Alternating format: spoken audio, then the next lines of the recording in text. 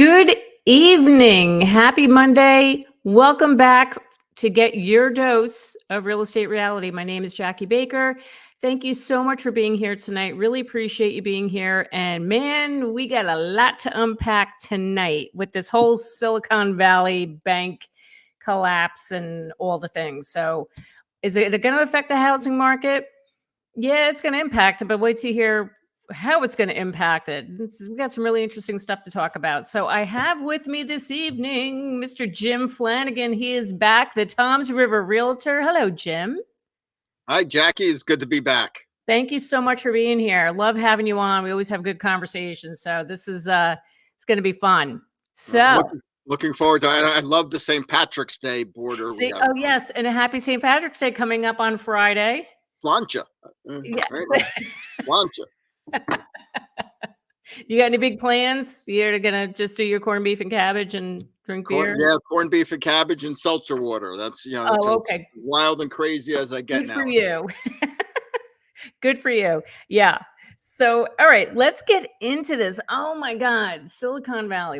Oh my God. So people are in panic, right? Because everyone's thinking this is like the financial crash we had in 2008, and now they're saying, people are like, this is it, this is the housing crash.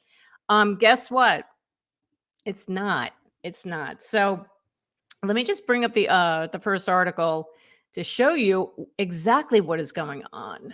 I don't know why I didn't have my little producer do this for me, John. I totally forgot about this. Well, while you're bringing that up, I think it's important to recognize that people still have, I think Anthony LaMacchia, Anthony from LaMacchia Realty up in Massachusetts. Actually, I do not. I don't know him. He referred to it as, the people still have 2008 PTSD, right? Yeah. Post-traumatic stress disorder from 2008. I still have it. Eric, you still have it. Anybody who was in real estate, in 2008 still suffers from it. Yeah. It was real. It was traumatic. It was devastating. Yep. No, it definitely was. Listen, I'm not going to lie. I called 9:30 last night. I was texting my our financial advisors because I was in a little bit of a panic. I'm like, what is wrong with me? So calm down. So when you hear a bank failure, you can't help but flash back to 2008. Oh, absolutely, because well, we can't blame them for panicking. We have to help them realize, listen, leave the toilet paper on the shelves this time. Yeah. Leave it. We're 3 years to the day, of no toilet paper, that this is happening. So it's already think about the trauma we've been to 2008, 2020, we're, as a nation, we're accustomed to panicking because our government does this to us, every couple of years. I know it. And so here's the thing, I think people are at a point they're not trusting the government. So I think there was a fear that people are going to rush to the banks to pull their money out because they just don't trust the government. But I mean, we heard today that the government's not bailing them out. They're doing it's just the FDIC that's going to be covering those deposits, and they're actually even covering ones that are over 250,000. And they're assuring the FDIC stepping and the government's helping out the average Joe, but they're not bailing out the investors or the stockholders. Correct. Yes, you're right. That is correct. Thank you for correcting me on that one. That is right.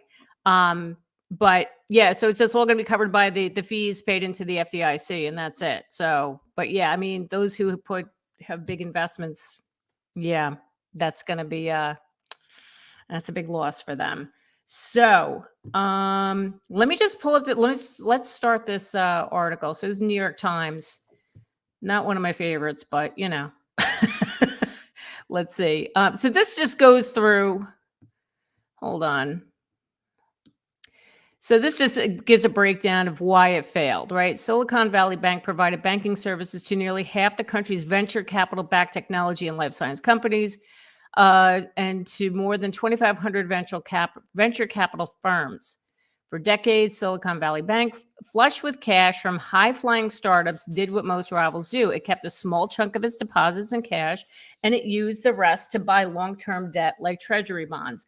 Those investments promised steady, modest returns when interest rates remained low. But they were, it turned it turned out short-sighted. The bank hadn't considered what was happening in the broader economy, which was overheated after more than a year of pandemic stimulus.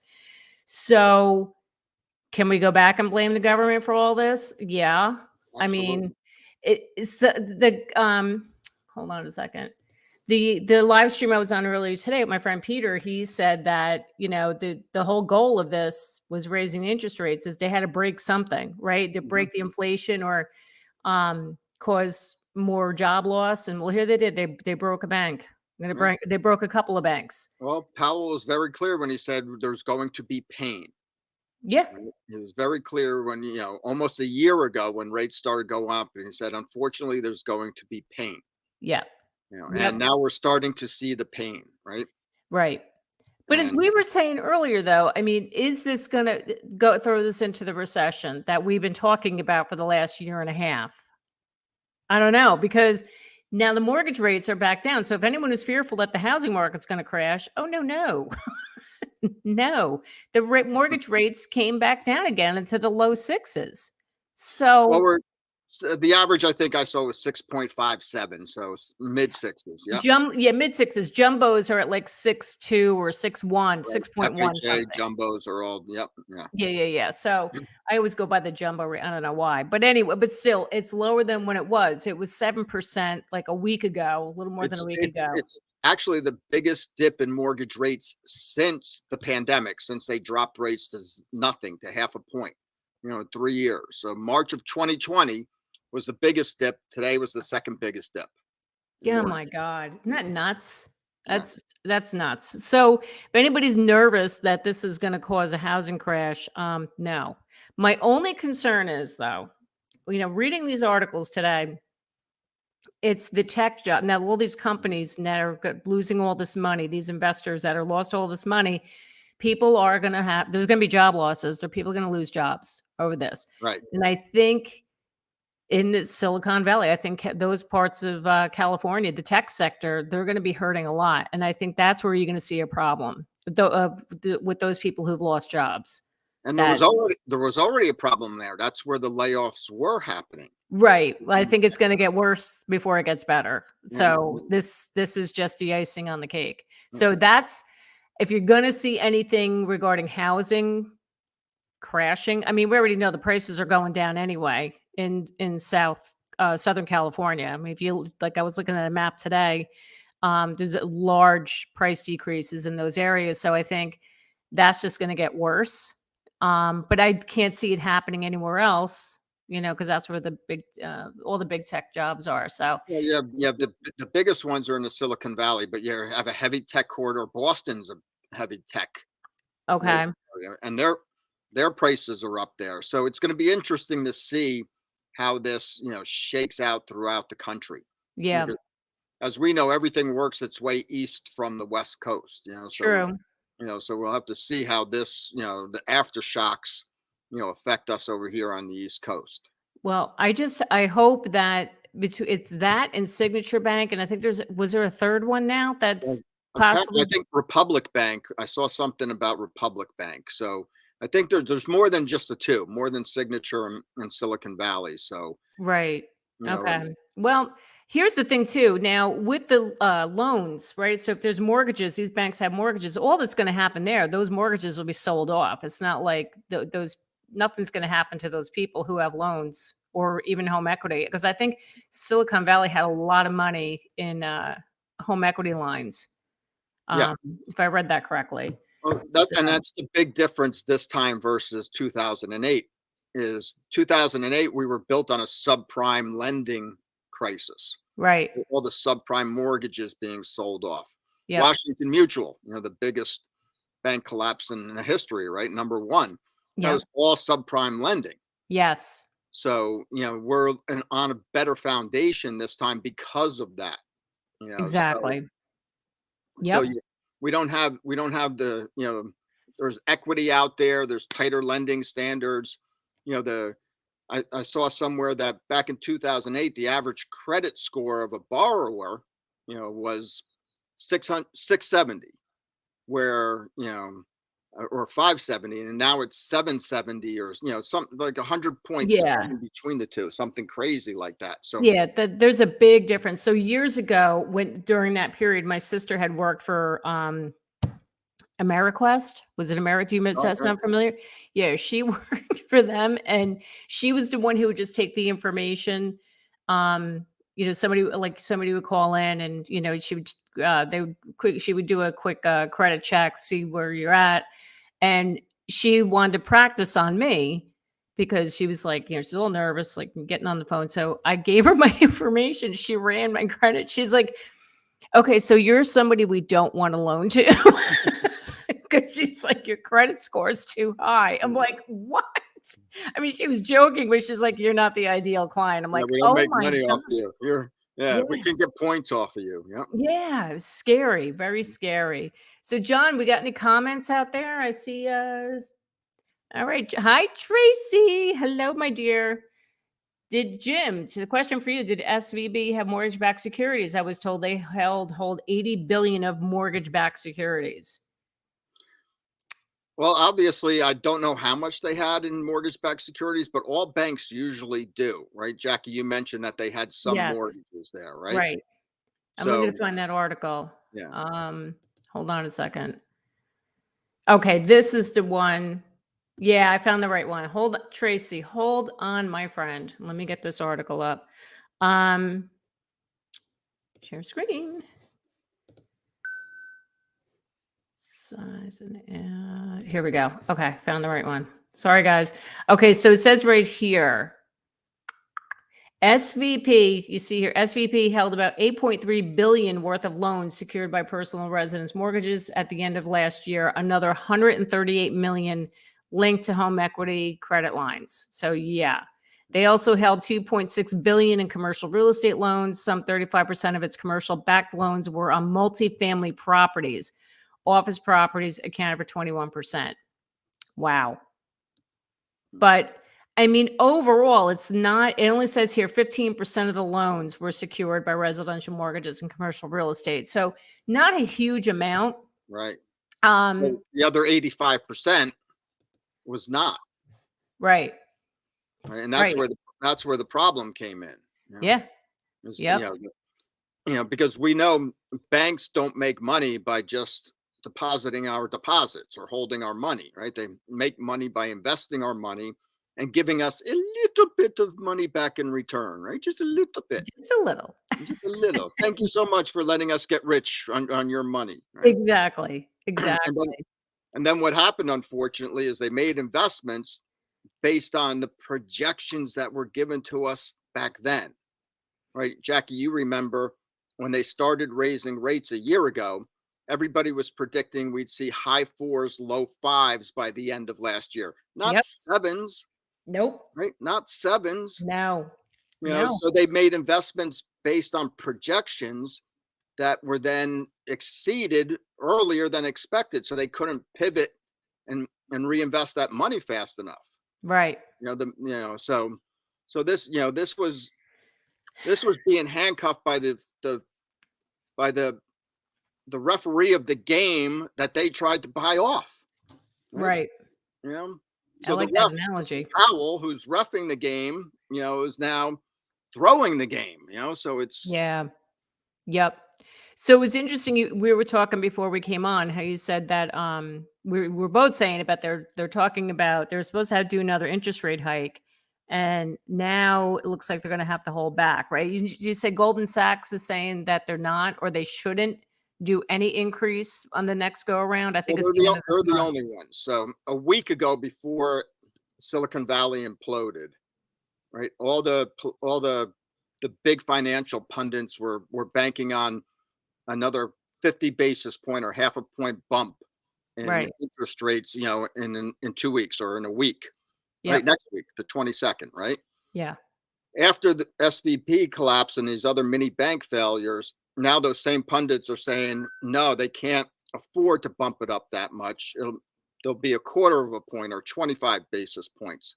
But Mhm. Goldman Sachs is saying they're not even going to bump it. They're going to leave it to see what's going on with all these other mini banks and institutions to make sure that the collapse isn't more bigger than what they believe or see right now. Right. Well, that makes sense, and let's hope they do that, that they play it safe. Because oh my god, if we have another problem like that again, yeah, Yeah, well, we don't that's need the big that. thing that that they have to be concerned about is that panic we were talking about. Yeah. You know, if everybody starts pulling their money out, you Yep. know, then you have another, Black Monday. You have another Great Depression scenario when the stock market will collapse if everybody just starts pulling their money out. I know.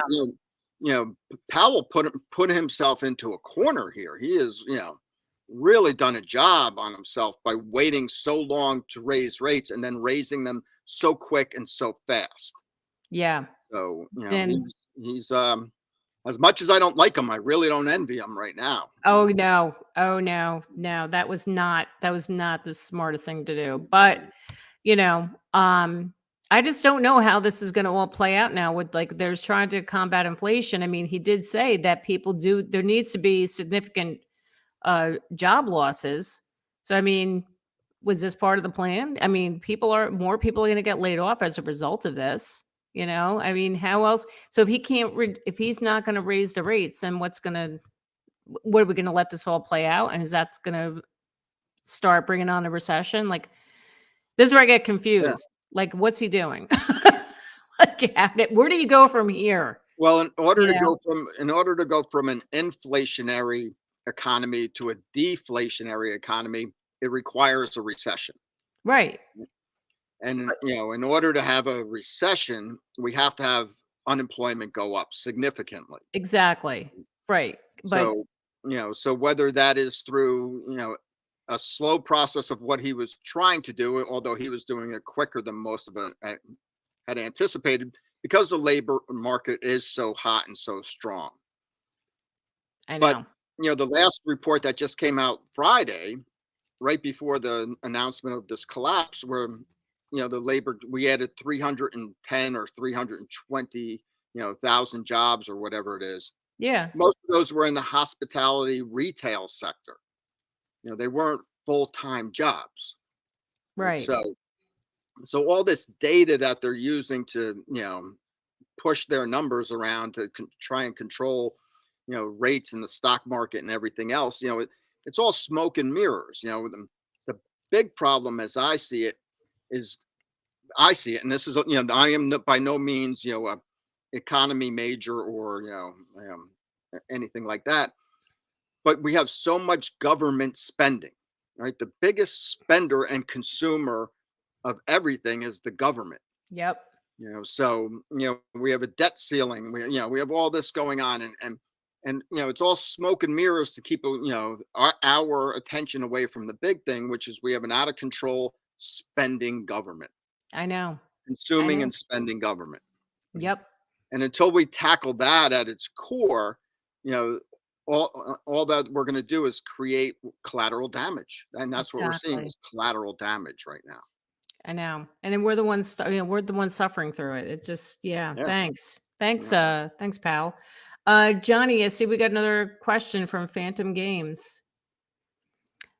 Will this alter the New Jersey housing market because the bank crashes in California all the way across the country?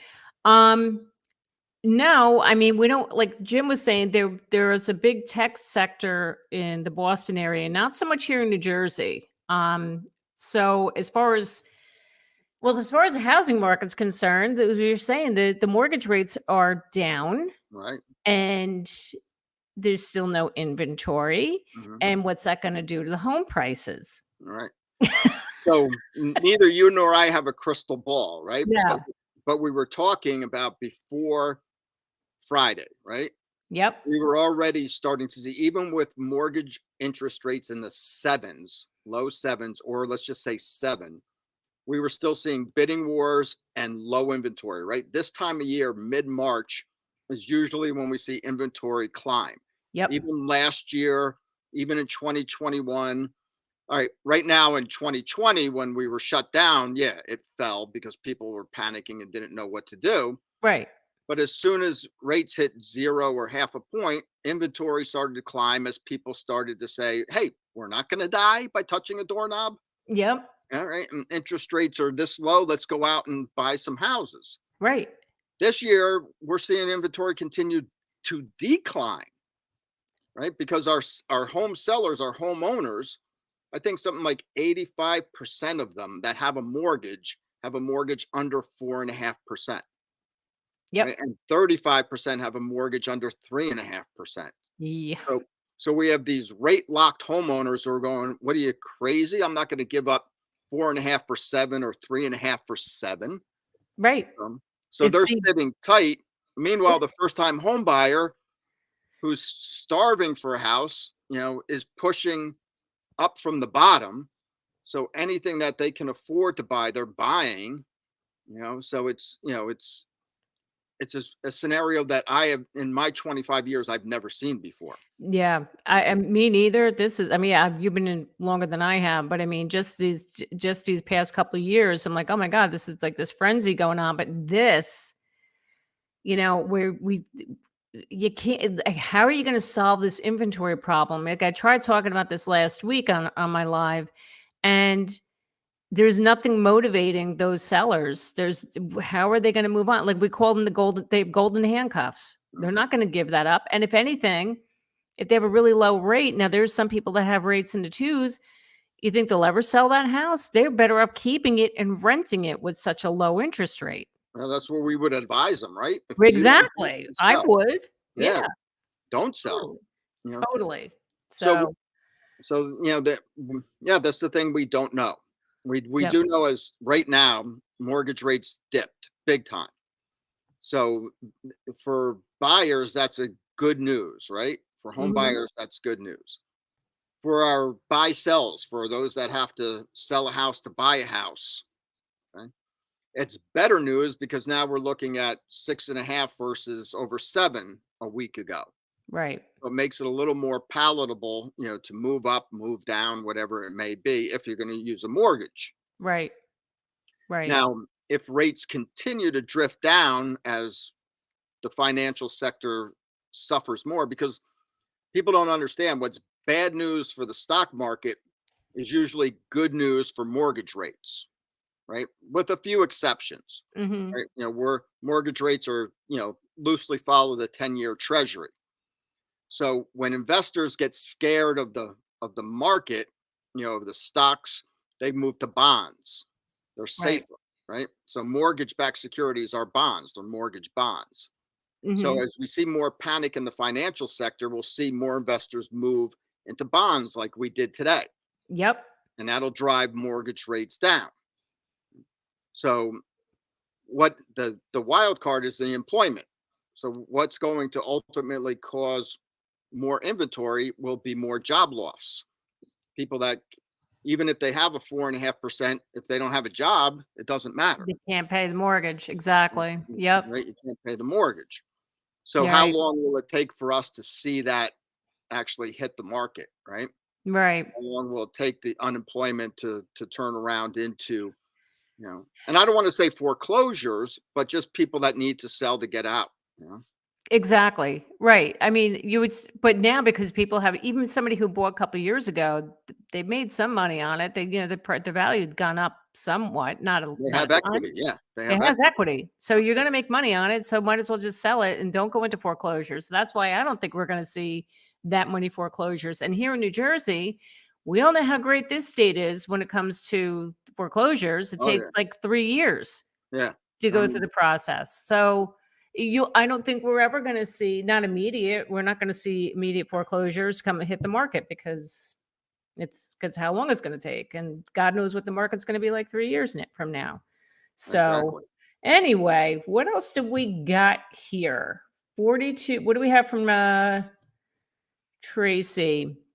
42 billion was Mhm, literally withdrawn overnight after higher ups at SVB announced their dilemma on the same day that Silvergate Bank collapsed. Panic anyone? Exactly. mhm. That's that's all that this. this situation is just to run on the banks. I mean, people just taking their money out. That's all that went on here. So in a nutshell, what elevator pitch will you be giving your clients who are panicked about this? The elevator pitch. I love it. I love Yeah. it, Tracy. Well, That's awesome. Miss Tracy. Well, look, I mean, like we're saying right here, the biggest thing is like Jim says that could affect the housing is job loss, right? So as long as we don't see a major, job crash, job losses like we did in 2008, I still think we're doing okay. It's just my issue is that the rates come back down again. It's just bringing more buyers back in, and it's just more challenging to get a home. That's and to afford one. So my elevator pitch would be this. Tomorrow the CPI index comes out, right? The consumer, Yep. the consumer pricing index comes out. If that comes in, at 5% or even lower than that, Mhm. right? If it's down, we're going to see mortgage rates drop even further. Right? Mhm. Buyers will be jumping off the fence because who can resist that, right? I know. So in the short term, I think my pitch to buyers would be, jump while the jumping's good, Right. right? Because down the road, if they fall even further, you can refinance. If you have job security, right, Yep. jump on this opportunity. Right? If you're worried about your job, if there's tremors going through your company, that there's going to be layoffs, I would not advise that. So it all really depends on your job stability and your Yep. and your company stability right now. It- That would be my elevator pitch. that's such a good, excellent point. Right. But I agree with you. Look, if you can do it, jump in. But my problem is when I'm finding with a lot of my clients, people are sick and tired of these bidding wars. Like I had a guy Yeah, I was out with this weekend. He's like, if there's offers on this, I'm not even going to bother. I'm like, really? yeah. But they're done. They're done. Mm. They don't want to overpay. They don't want to have the stress of worrying if they're going to be the winning bid. And I get it. I get it. But like you said, if the rates are lower, then jump on it now, and you can still refinance. Now I'm hearing lender that I do a lot of business with. He was on last week. He's seeing the 10-1 arms are still being used a lot, that people are taking advantage of that. And he thinks it's an excellent product. I mean, arm loans still scare me a little bit, Well, but maybe I need to, but 10-1, that's not that bad, but but the it's 10 is better when you think that the average person lives in the house 5 to 7 years. That right. a 10, Exactly. but but these are savvier buyers who bought before and understand adjustable rate mortgages. Yeah. They they know the timeline. You know, Right. the first time home buyer is, it still doesn't even understand PITI, let alone, adjustable rate mortgages. Right. So for, Yep. for them, they want that safety and security of, you know, a regular number every month, not something that's going to change eventually. They want the security of that one payment. Yes, exactly. So Johnny, I see we have a comment here from Eric. Can you throw that up? Mhm. I lost another bidding war today. The winning offer waived the appraisal. I backed up the Brinks truck on this offer. Oh dear God, Eric, I'm so sorry. So, Uh but Eric brings up a good point, and unfortunately, this was today, right? One of the things, ramifications we are going to see from what is happening with these mini bank failures is we are going to see the other lenders, the other banks tighten their lending guidelines. that's So, right. you know, the waiving of the appraisal that's going to disappear. These banks are going to require appraisal. You're not going to be able to waive an appraisal. They're going to get Um stricter. They're going to get stricter on the appraisals because of the worry about these failures. You're going to see where they were starting to lower the credit score. That's going to go back up. Down yep. payments are going to become an issue. You're not going to. We as real estate practitioners, you're not going to take a pre-approval from just any bank anymore. No. Would you take a Signature Bank pre-approval right now, or a Silicon Valley Bank, or No. no, Can right? you imagine if somebody handed you that right Yeah, now? Be like, "No, no, thank you. Can you go to mm, somewhere else?" Yeah. yeah. Um, yeah. So, all right, John, what else we got? Wow, we got a lot of comments. Margie, hi Margie, welcome. What did 2008 crash look like in New Jersey? Was there an inventory problem then? Oh my No. God, I'm having flashbacks right there, Mark. Yeah. I wasn't here in 2008. I wasn't in Jersey. I was in New I York, was, but I was, and I'll tell you, in November of 2008, there were literally we were sitting on 18 months of inventory in New yeah, Jersey. God. 18 months of inventory in New Jersey. Right? And Wow. rates were in the mid fives. Mortgage rates were in the mid fives. Yep. The government came up with the first time homebuyer grant. They were giving away $8,500 to get people to try and buy houses, right? Jackie Mhm. mentioned it. We're in a litigious state, so it took 3 years to foreclose on a house. So people were Mhm. living in a house paying nothing for 3 years. So Yep. what did the crash look like in New Jersey in 2008? It was carnage everywhere, Margie. I mean, literally, there were real estate companies that turned off the lights in November and left the keys in the building and walked away. Yeah. I mean, it That was was bad. it was bad. Yeah. So this is why you don't see panic on my face right now. This is, you know, I have the PTSD of 2008. I can recognize, that this isn't that, just like we recognized a year ago that the housing market wasn't crashing when they started raising rates. This Mhm. is a supply and demand issue, right? Yep. November 2008, 18 months of inventory, right? March of 2023, 1.6 months of inventory, Yep. right? So big Mm. difference, right? I know. Isn't that insane? My biggest thing from 2008, honestly, my husband had just started working at a new company. He was there about a year, and they were backed by Lehman Brothers. And once that went under, he was done. He was out. Right, He was out of work for over a year after that. So that was like that's the PTSD that I get. Like, right. oh my God. But yeah, I don't think we're gonna be I don't think there's gonna be any of that. Let's hope not too much job And losses, but that's because of the lessons learned in 2008 true. and guidelines and standards put in place to ensure that won't happen again, Right. right? Yep. Yep. Now You're right. the difference that we have now is we have these smaller banks, these niche banks as they're called, Mhm. that are putting the majority of their investments into, you know, they're not bonded, they're not safe investments as we can see. Right. So so this so that as the rates go up, they can't pivot fast enough. The overnight renting rate is too steep for them to recoup. Right.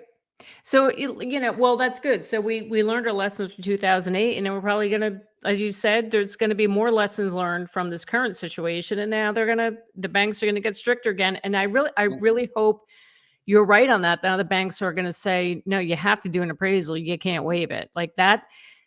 That is like the killer for all of these deals that I'm seeing. That in order to compete with a cash buyer, you got to waive the appraisal. right, Even if I lost, my clients lost a bidding war in Morris County a couple weeks ago, and we lost to a cash offer. But at the end of the day, my people were putting 40% down and didn't matter. So if the house under appraised, were putting enough money down. There was no issue. They were going to be able to cover that gap, and they were going to be able to purchase it. So the problem is a lot of people aren't educated on that. You know what I right, mean? They don't understand the more you put down, that's less of a risk if it does under appraise. right. And that's, yeah, Yeah, but they don't understand loan to value ratios. Yep, and yeah, they don't understand that. So, but nor anyway, should we. That's our job to explain it to them. exactly. It is. Yeah. It is. And, yeah, I won't go into that. But anyway. All right, Johnny, what else we got here? Brian Wan, welcome back. Haven't seen you in a while. With the recent spike in interest rates to 7%, did that cool the New Jersey housing market? I will tell you, Brian, I was checking the reports from New Jersey Realtors. I mean, right now I can only see up to January. I think the prices have cooled off a little bit. The biggest thing that I look at is the percent of list to received price. So for the longest time, it was 100%, 101%, Mhm. 102%. So that's showing you that the homes were selling over the list price. Now that's dropped down to like 99% statewide. And in some other areas, it's even lower than that. And I know Bergen County, it's come down to about 99, almost 98% of list to received price. So um recently this 7% rate, I will tell you, because of the low inventory, Jim and I were saying, I can't believe the number of buyers that are still out there with these high rates. And that you hit the nail right on the head. So with the 7% rates, if we had a balanced market, it would have affected it a lot more than it did, right? Right. So even though rates went up in February and demand is down year over year significantly, right? Down about 40% over the same time last year, I think with 43%. Right. But there's so little inventory that smaller demand is still sucking it up. Yep.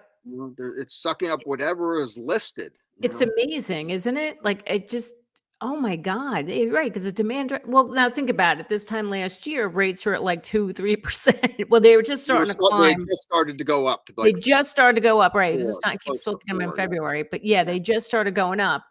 So But still, it was still pure insanity. I mean, it was bad.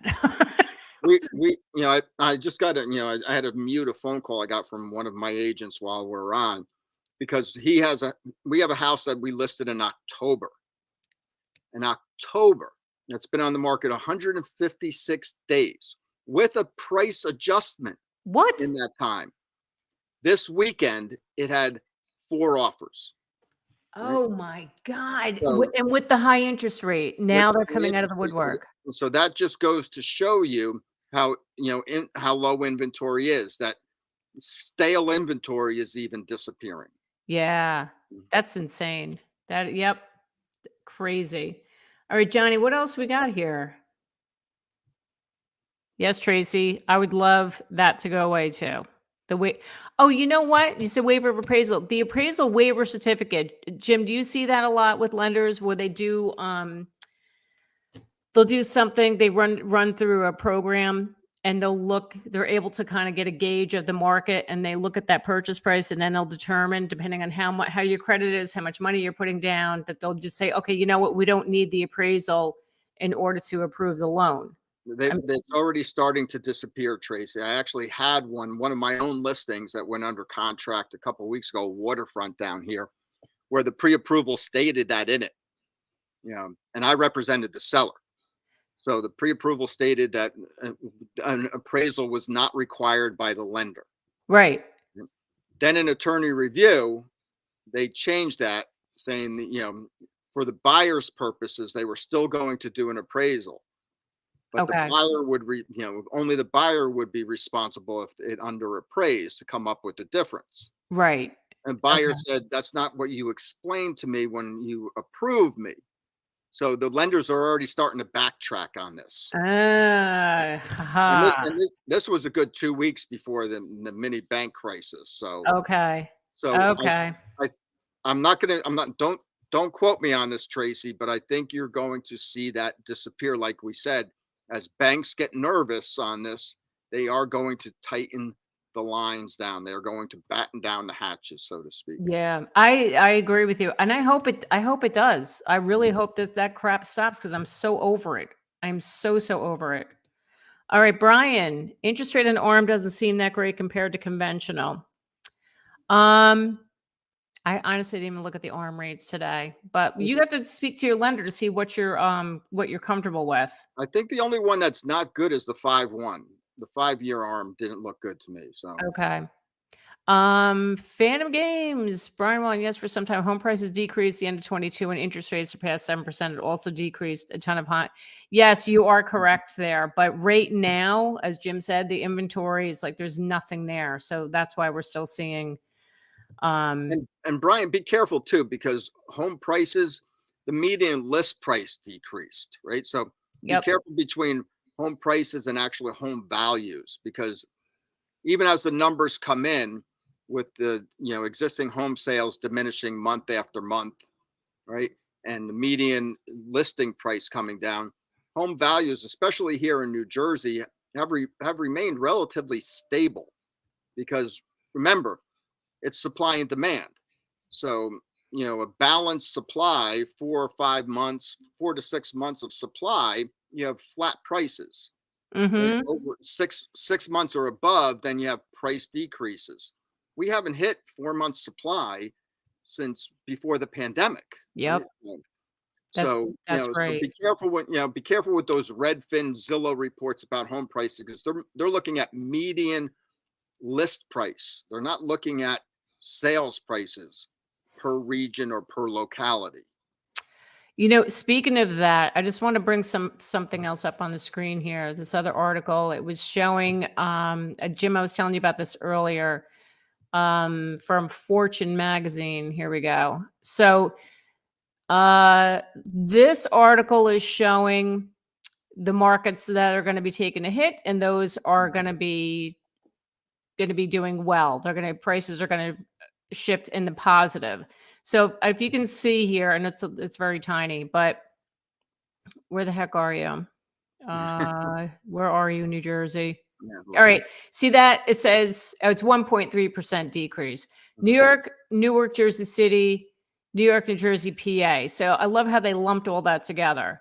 So they're saying we're only going to see a price decrease of 1.3% in and that, 23. again, that's from the peak of a year Correct. ago, right? Well, they're saying, according to Zillow, it says up top here, expected shift between January 23 and January 24. Okay. So So they're banking on the next year. I don't see it happening. How can you project a decrease of 1.4% when you have 1.6 months of inventory?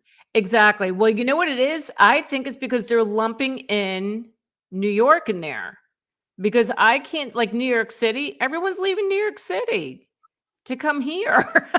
So Well, I think New York is what's bringing that number down. You know what I mean?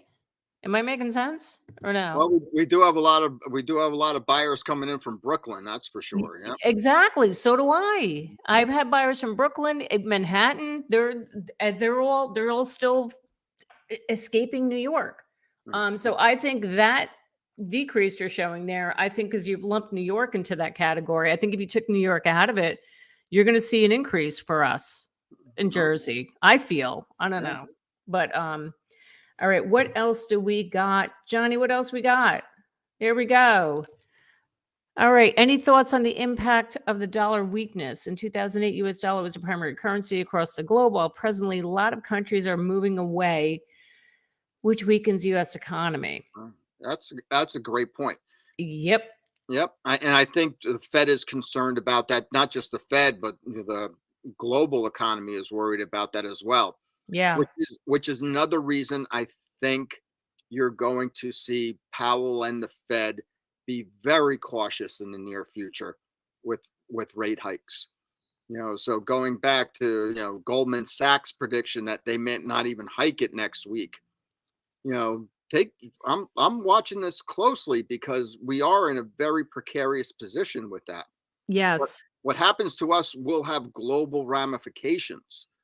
So, like I said, I don't like the man, but I don't envy him either. No. The weight of the world is on his shoulders with this, and Yep. and he waited too long. Yes. I agree. I agree. But sometimes I think part of this was by design too. But anyway, Yeah. I won't put my tinfoil hat on, but I'll save that for another time. Well, as our Uh, president says, look how strong our economy is, right? yeah. Yep. Okay. All Right. right. I'm gonna shut my mouth right now. Okay. So how long do you guys think it'll take for inventory to finally meet demand in New Jersey? You really want Wow. me to you wanna know how I feel about what I think? Give me a very long time. Yeah. Years. Yeah. Years. I it's such a mess, not just in New Jersey, the entire country. It is such a mess right now with this inventory issue. I don't know. And I don't know how well, like Jim said, unless it's, people do unfortunately lose your jobs, so Yeah. they're going to have to give up their homes. That's Unless we have one thing. unless we have catastrophic unemployment, it's going to take a long time for the building and construction to catch up. You know, Yep, there's just too many people and not enough houses. And that exactly. again goes back to 2008. The builders did not build because they had PTSD and they Yeah, can't catch up quick enough. You know, yep. And but that's what supply chain issues, labor issues, right? Well, So I read there's like, I think it was the last video I did. There was like over like hundreds of thousands of jobs, like no, like less jobs in construction sector because nobody wants to do it. And I also saw that builders are now looking to build multi-unit, yeah, apartment buildings or right. multifamily homes to rent. Yeah. So I read the same thing.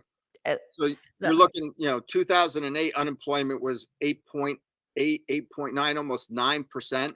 yeah, We're at 3.6 today. I know. So even if we doubled the unemployment, we wouldn't even be back to 2008. Yeah.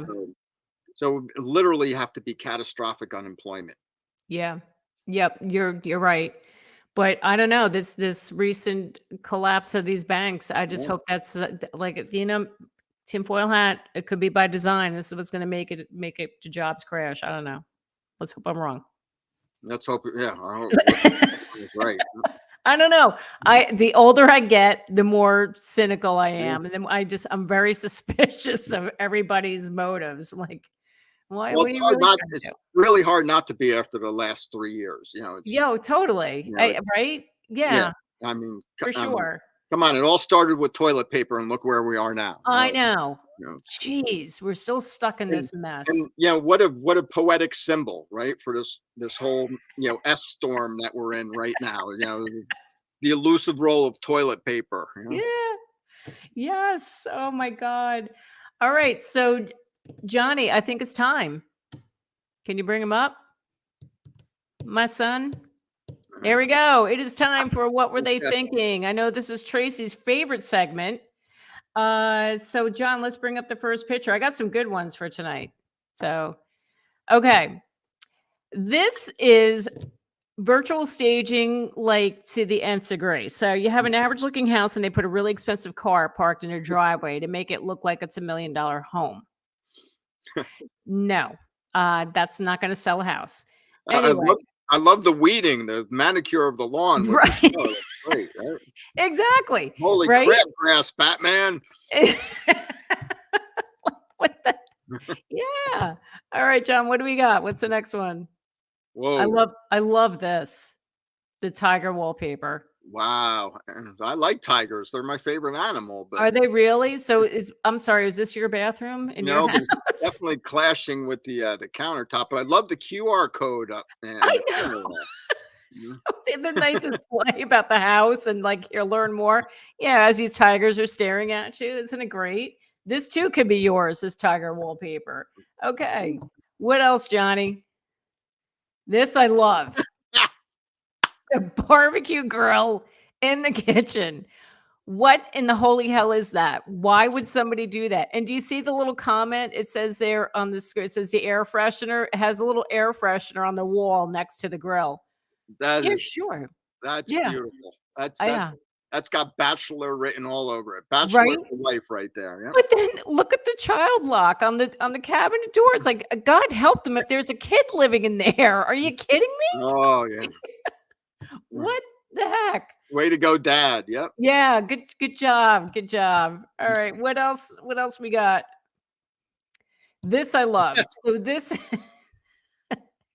they made use of that space, in the two-story entries, and you got like the little ledge there that like that right by that window looking out. So there they put a chair, a TV, the dinosaur head. So how does one get up there to watch TV with the dinosaur? I don't get it. This has Like got to be for like a circus performer, right? Some kind of exactly.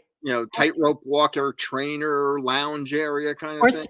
or Spider-Man. Right. That's the only other person I could see climbing up there to get that. Is that the dumbest thing you've ever seen? Who in the hell thinks that looks good? Wow. Sorry. Alright, John, what else we got? Was that it? That was it? That was it. So Well, thank you, Jim, for your opinion on those pictures. So yes, somebody said Spider-Man's house. Yes, Phantom Games. I agree with you. Spider-Man lives there and he likes to hang out with his dinosaur on the ledge and watch TV. So anyway, I think we've been on here for about, oh my God, 50 minutes, Jim. So this was a good conversation. So do you have any other advice for buyers out there right now? for buyers right now, my advice is ride the rates, right? Yep. Ride the rates. Most lenders that I don't know about you, but a lot of lenders that I'm dealing with right now, that a lot of them have programs where if the rates do go down, they'll refinance without an additional cost, Right. right? Yes. Because even though what we're talking about, remember to keep things in perspective, right? Lenders are in a much more precarious position than we are, right? Mhm. So, we look, refinances are down, 80 to 90% year over year. This Right. little dip, we'll have a couple of refinances will come in, right? Yeah. But it won't be back to what it was. Yeah. Purchase applications were definitely down in February when rates went up. So they'll get a little spike with this rate dip, but they're still not back up. They're down, 40, 50% year over year. Yeah. So lenders need to lend money to make money. Yep. So even though you know the inventory is not in the favor of the buyer, right? They don't have choice. They've lost that negotiation ability that they had a couple of months ago, right? You can't negotiate anymore. Right? Your Yeah. negotiation for a buyer now is what do I waive? What do I give up? Are we Mhm. going back do I have to give away my kid a kidney and a cat, to get a house? Right. So be prepared, to lose a couple of houses, but have faith in your real estate professional. Have faith, you know, if you don't, if you have a place that's safe for right now to stay, take take your time because it looks like rates are in your favor for the time being, Yep. right? You know, Yes. for sellers, it's a different story. It's like, okay, what's it going to take rates to get to for you to decide I can now move? Yes. How low do rates need to go for you to make that move, for you to eat the hit? Exactly. Exactly. Well, look at those who if now those who've been in their houses for say, 30, 40 years, think about it. A lot of them probably don't have mortgages anymore, Mm, right? So they can just take all that cash or, take the profit and go spend cash on the next house. If they're not staying in Jersey, they could probably do that. So, there's that. So, or you could just put more money down, like I was saying before. So you're borrowing less. So that higher rate is not that big of a hit. yeah, So it's my thought. or you buy down the rate on your next By purchase, dinner, or get the exactly. seller, Yeah, yeah, to buy it down. right. As long as you're gonna be in the house for a while, then that's worth it. So oh wait, I just had to see this one comment from Phantom Games. Was looking at a home. Oh, Tracy, this one's for you. Was looking at a home in Montclair today on Zillow, had 110 saves in 3 hours. And that house will be gone probably. I don't know, Tracy. What do you say by tomorrow, Wednesday? It'll be gone. Um, Yeah, Montclair is Tracy and I talk about it all the time how crazy Montclair is. That's her market. So yeah, insane. But Jim, talking about your market though, when you were saying earlier how much prices have gone up down there, because I feel like I need to start referring more buyers to go look down by the shore. I mean, you still can get to the city if people need to get into New York, or if Yeah, you're working remotely, you're probably better off looking down by Ocean County, Monmouth County, because it's a little bit better than what you're going to find up here And Yeah, then, for us, the further south or the further west you go, the yeah, the more affordable it is. absolutely. Yeah, Yeah, until you hit the Philly suburbs. So, once you hit Philly, you go back up the other way. right. But But I think, I mean, I would think your area is going to be booming because your prices are more affordable in some well, towns. that's why the first time home buyer is, pushing the market up from the bottom. There's very little available for the first time home buyer. Right, So we're starting to see, inventory that was sitting above half a million, 500, now starting to sell because rates have come down right. and inventory has disappeared. But Okay. the opportunity for that exists in our market, like I was telling you, is in the adult communities. You Mhm. know, we're starting to see, prices level off, things stay on the market a little bit longer, and buyers have more choice and negotiations in our adult communities than they have in the past. Right. So that's the only market that we're really seeing inventory stay on the market for, and by stay on the market, I'm talking 2 weeks. you know, 2 weeks. Isn't that funny? 2 weeks is like a long time. Two Like, weeks.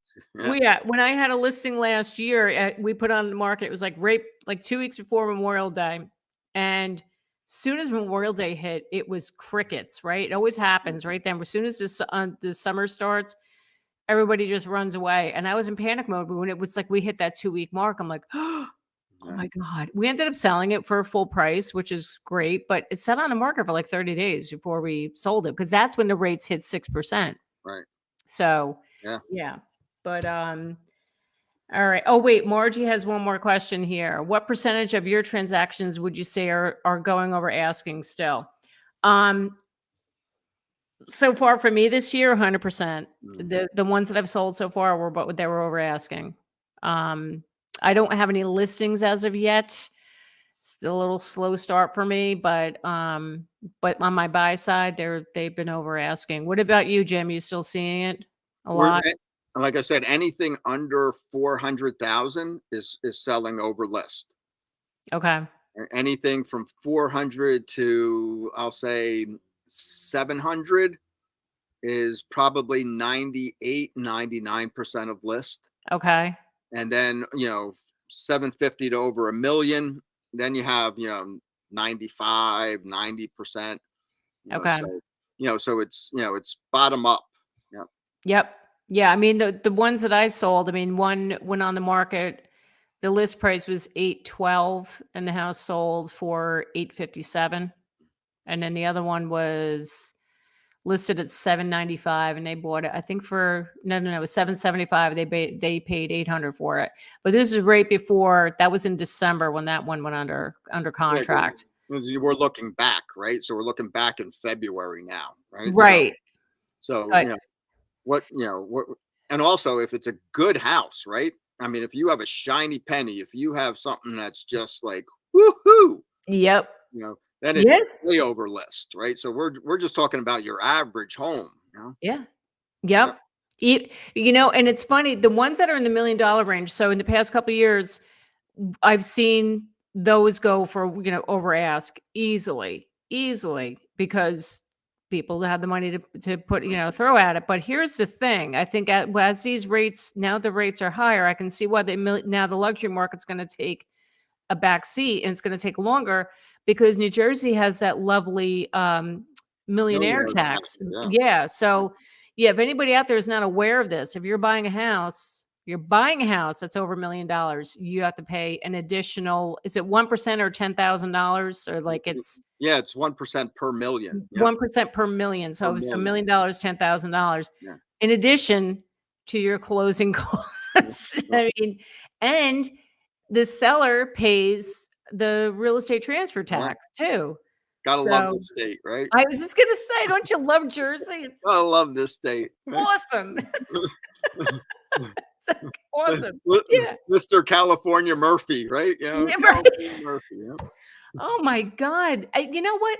I think if you got rid of that real estate transfer tax, like maybe do like a grievance period or whatever, like get away, like to encourage people to sell in New Jersey. So you have to pay your real estate transfer tax, but I don't think he'll ever do that. We'll never see that. Wishful Well, thinking. no. I should be governor. There you go. You I should should be. I'd vote for you, Jackie. Yep. I'd vote for you. I would not want that job in a million No, years. No, no. no, thank you. So, all right, my friend, we've been here for like an hour. It's That flies amazing. by, doesn't it? It does fly by, but I so appreciate this. I'm so glad.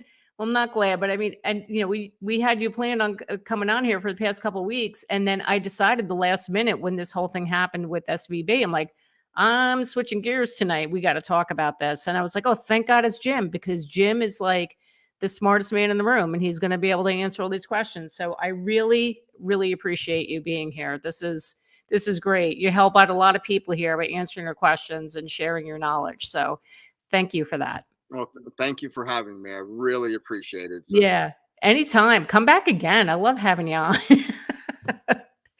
Anyway, all right. So everybody have a wonderful week. Happy St. Patrick's Day. Well, I will see you all next Monday. So all right. everybody have a great night. See you next time. Thank you, everyone. Good night.